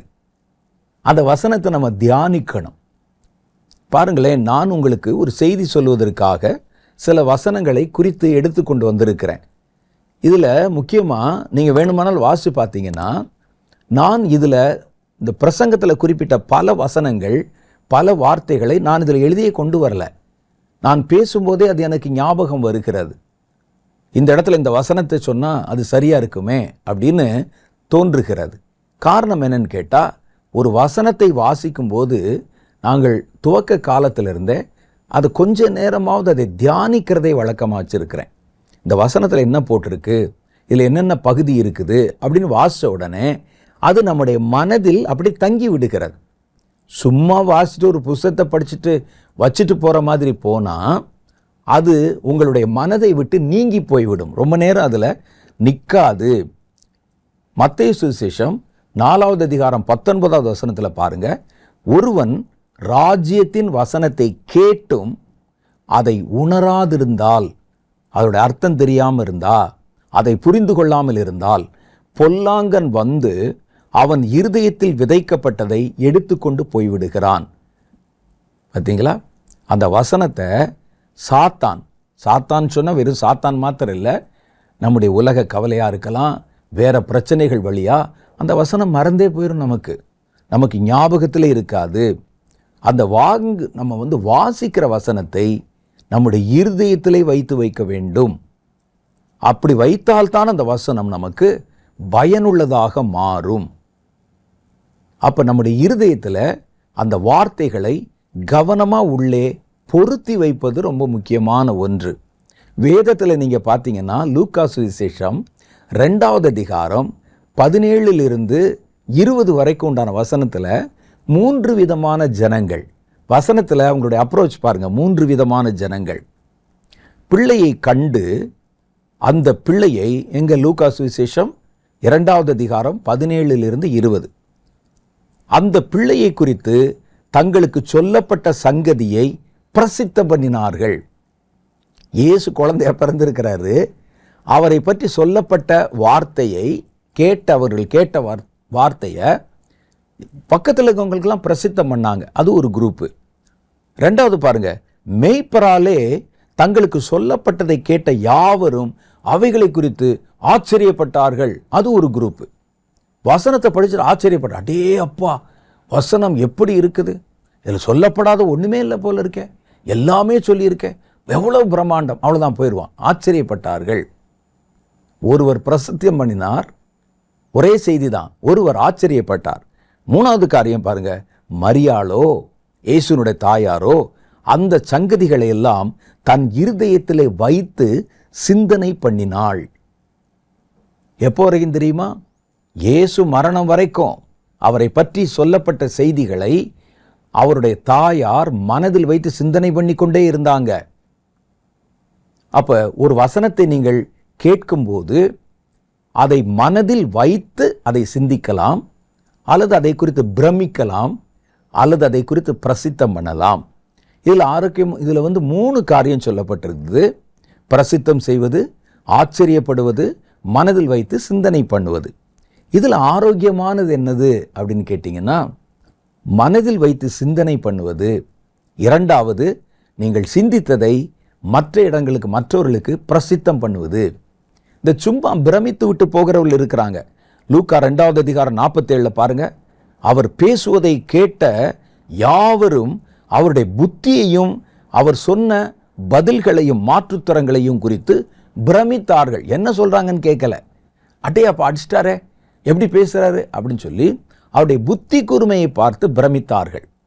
இயேசு தேவாலயத்தில் போறாரு, அங்கே பெரிய பெரிய ஆசாரியர்கள் வேதபாரர்கள் உட்கார்ந்து இருக்கிறாங்க. அவங்ககிட்ட சின்ன வயது பையன் இயேசுவை போகும்போது 12 வயது, அவர் அவர்களோட உட்கார்ந்து வேதத்தை பற்றி பேசிக்கிட்டு இருக்கிறாரு. அதை கேட்டவர்கள் என்ன சொல்றாங்கன்னு கூட கேட்கல, பிரமித்தார்கள். புத்தி கூர்மை, கைதட்டுவான் ஆனால் கவனிக்க மாட்டான். சில ஆட்களை பாருங்களேன், கைதட்டுவாங்க, பிரமிப்பாங்க, கவனிக்க மாட்டாங்க. அப்போ ஆரோக்கியமாய் தேவனுடைய வசனத்தை நம்ம எப்படி அணுகுவது என்றால், ஒன்று, நீங்கள் வாசித்ததை மனதில் வைத்து மரியாளை போல சிந்தித்து கொண்டிருங்கள். சிந்தித்ததை மற்றவர்கள் நடுவில் போய் பிரசித்தம் பண்ணுங்கள். வெறுமனே பிரமிப்பதும், வெறுமனே அதை குறித்து நம்ம பேசுவதும், வெறுமனே எவ்வளவு பெருசாக இருக்குதுன்னு சொல்லி நம்ம ஆச்சரியப்படுவதும், அதில் நமக்கு எந்த பிரயோஜனம் இருக்காது என்று வேதம் சொல்லுகிறது. 3வது காரியம், நீங்கள் தியானித்ததை பிறருடன் பகிர்ந்து கொள்ளுங்கள். கொலோசையர்களின் நிருபம் 3வது அதிகாரம் 16வது வசனம் சொல்லுது, கிறிஸ்துவின் வசனம் உங்களுக்குள்ளே சகல ஞானத்தோடும் பரிபூர்ணமாய் வாசமாயிருப்பதாக, சங்கீதங்களாலும் கீர்த்தனைகளாலும் ஞான பாட்டுகளாலும் ஒருவருக்கொருவர் புத்தி சொல்லி, ஒருவருக்கொருவர் போதித்து புத்தி சொல்லி உங்கள் இருதயத்திலே கர்த்தரை மகிழ்ச்சியுடன் பாடி. அப்ப என்ன சொல்றாங்கன்னா, நீங்க படிச்சதை தியானிச்சதை மற்றவர்களோட கூட பகிர்ந்து கொள்ளுங்கள். அந்த சபையார் அப்படிதான் செஞ்சாங்க. தாங்கள் படித்ததை தாங்கள் தியானித்ததை பிறருடன் கூட பகிர்ந்து கொள்ளணும். அப்படி பகிர்ந்து கொள்ள ஆரம்பிக்கும் போது வசனம் உங்க மனசுல பசுமரத்தாணி போல பதிந்து விடும். சொல்லுவாங்க, பொதுவா கற்றுக்கொள்ளுகிறவனை விட கற்றுக் கொடுக்கிறவன் இருக்கிறான் பாருங்க, அவன் நிறைய படித்து கொள்ளுவான். ஒரு விஷயத்தை படிப்பாரு, அதை டீச் பண்ணுவார், போதிப்பாரு. போதிக்கும் போதே அவருக்கு நிறைய புதிய ஞானமும் புதிய அனுபவமும் கிடைக்கும். நல்ல தேவனுடைய வார்த்தைகளை பிரசங்கம் பண்ற மனிதரிடத்தில் கேளுங்களேன். அவங்க ஒரு வசனத்தை எடுத்து சபையாருக்கு ஜனங்களுக்கு பேசும்போது அவங்களுக்கு தெரியாத புதிய புதிய காரியங்கள் எல்லாம் விழும். அதெல்லாம் அவருடைய பிரசங்கத்தில் செய்தியில் வரும். அது அவங்களுக்கே ஆச்சரியமா இருக்கும். எனக்கு பல முறை நேர்ந்திருக்கிறது. இது நம்ம தியானிக்கவே இல்லை, இதை நம்ம நினைச்சே பார்க்கல, திடீர்னு எப்படி வருது தெரியாது. அதை நம்ம இறைக்க இறைக்க ஊறும். திருக்குறளில் சொல்ற மாதிரி, தொட்டனை தூறும் மணற்கேணி மாந்தருக்கு கற்றனை தூறும் அறிவு. ஒருவருக்கு கற்பிக்கிறதுனால நமக்கு அறிவானது பெருகும். ஒரு கிணத்துல தண்ணி இறைக்க இறைக்க எப்படி ஊறுமோ அதே போல என்று சொல்லுகிறார். அதனால ஒரு காரியத்தை நீங்க படிச்சுட்டா ஒன்று உங்க குடும்பத்திலையாவது சொல்லுங்க. நான் போய் சபையில் எப்படிங்க சொல்லுவேன், கேட்க மாட்டாங்கன்னு நீங்க நினைக்கலாம். உங்க நண்பர்களிடத்திலே பகிர்ந்து கொள்ளுங்கள், பிள்ளைகளிடத்திலே பகிர்ந்து கொள்ளுங்கள். இன்னைக்கு படிச்சதை சாயந்தரத்துக்குள்ள யார்கிட்டையாவது பகிர்ந்து கொள்ளுங்கள். அப்ப அந்த வசனமும் வார்த்தையும் தெளிவாக உங்களுடைய மனதிலே நின்று கொள்ளும். அப்போஸ்தலருடைய புஸ்தகம் 20வது அதிகாரம் 20வது வசனம் 26, 27 மாத்திரம் பார்த்துட்டு நம்ம நிறைவுக்கு வருவோம். அவங்க சொல்றாங்க, பிரயோஜனம் உள்ளவைகளில் ஒன்றையும் நான் உங்களுக்கு மறைத்து வைக்காமல். பவுல் சொல்றார், நான் ஆண்டவர்கிட்ட உட்கார்ந்து கேட்டு ஜெபித்து பெற்றுக்கொண்ட எதெல்லாம் பிரயோஜனமா இருக்குமோ அதில் எது ஒன்றையும் மறைக்காம வெளியரங்கமாக வீடுகள் தோறும் உங்களுக்கு பிரசங்கித்து வந்தேன். வீட்டுக்கு நான் பிரசங்கம் பண்ணேன். அதான் நம்ம தெரிந்து கொண்ட வசனத்தை பகிர்ந்து கொடுப்பது. அவன் கேட்கறான், கேட்காம போனான். கேட்டா அவனுக்கு நல்லது, கேட்காமல் போனாலும் போதித்த உங்களுக்கு நல்லது. அடுத்து பாருங்க, தேவனுடைய ஆலோசனையில் ஒன்றையும் நான் மறைத்து வைக்காமல். அப்போஸ்தலர் 20வது அதிகாரம் 26வது வசனம், எல்லாவற்றையும் உங்களுக்கு அறிவித்தபடியினாலே எல்லாருடைய இரத்தப்பழிக்கும் நீங்களாகி நான் சுத்தமாய் இருக்கிறேன் என்பதற்கு உங்களுக்கு இன்றைய தினம் சாட்சிகளாக இருக்கிறோம். அப்ப நமக்கு தெரிஞ்சதை மற்றவரிடத்திலே பகிர்ந்து கொள்ளுங்க. அந்த நாள் முடிகிறதுக்குள்ள நீங்க தியானிச்சதை உங்கள் நண்பர்களுக்கோ உங்களுடைய குடும்பத்துக்கோ யாருக்கோ நீங்கள் அதை சொல்லிருங்க. இன்னைக்கு காலைல ஒரு வசனத்தில் நான் தியானிச்சேன், பேசினேன், அவன் கேட்குறான், கேட்காம போகிறான், அது வேற. நீங்கள் பகிர்ந்து கொள்ள வேண்டியது உங்களுடைய கடமை. இந்த காலகட்டங்களெல்லாம் வசனங்களை நீங்கள் தியானித்ததை பகிர்ந்து கொள்வது என்பது ரொம்ப சுலபம். நண்பர்கள் உங்களுக்கு ஒரு ஐக்கியமாக ஆன்லைனில் இருப்பாங்க, இந்த மாதிரி குரூப்ஸ் இருப்பாங்க, குரூப்பில் போட்டு விடுங்க.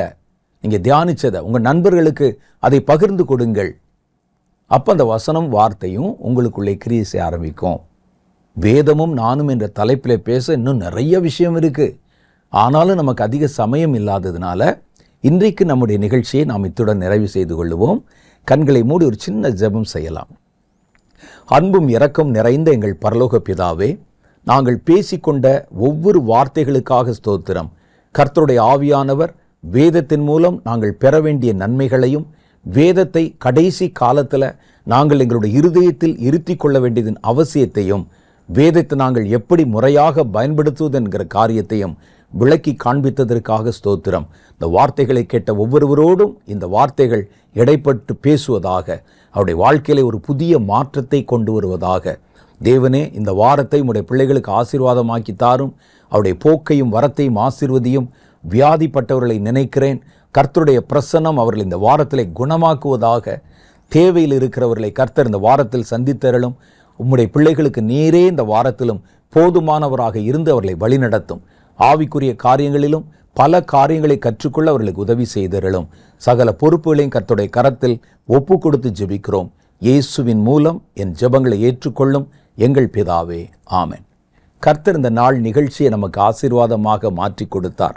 இந்த தேவன் என்றென்றுமுள்ள சதா காலங்களிலும் நம்முடைய தேவனாக இருந்து உங்களை வழிநடத்துவார். இன்னொரு வாரத்தில் வேறொரு புதிய செய்தியோடு நான் உங்களை சந்திக்கிறேன். அதுவரை கர்த்தர் உங்களை ஆசீர்வதித்து காப்பாராக. ஆமென்.